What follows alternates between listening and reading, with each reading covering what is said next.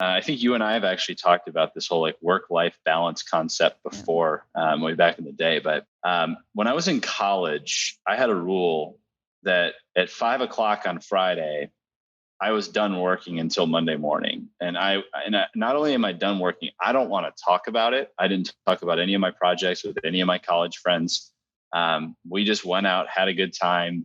And if work got brought up, we'd change the subject. Right. And that was, I did that for a few years in college, I think accidentally, but it's actually, I think it's a really powerful skill to have, is to just be able to turn it off. Yeah, I know no one that can do that. It worked in college. I've had spurts of it working after. That's funny. When I take a vacation, try to take a vacation every year, do the 1 week thing. I leave the computer in the room, or don't take it at all. I leave the phone in the safe and just completely disconnect. Mm.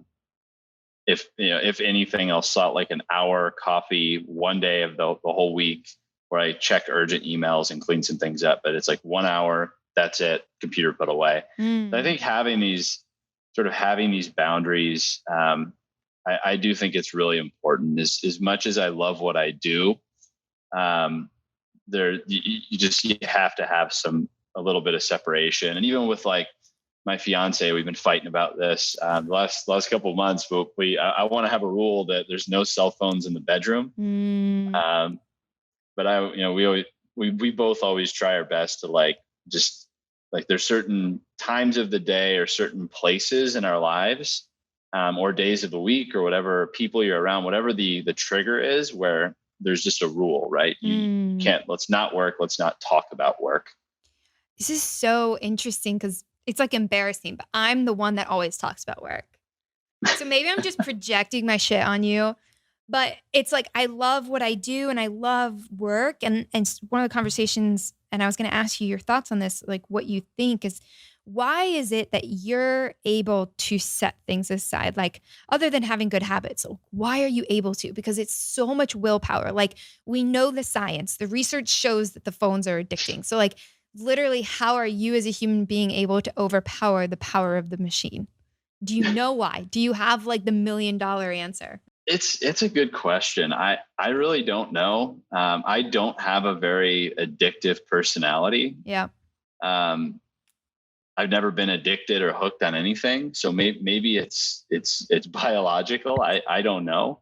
But I think it's all habits, right? You can slowly form these new habits. And when you actually take a minute to think about it, like, you think of it, like, when you rationalize this, it makes all the sense in the world, right? I could spend the next hour on my phone doing things that I know will not actually make tomorrow any different, right? Yeah. Like, it's the input on a 0 to 100 scale to my business is like a 2, versus taking that same hour and then using that as quality time with your loved one, or to call your mom, or call your siblings, or spend time with your fiance, whatever it is, right?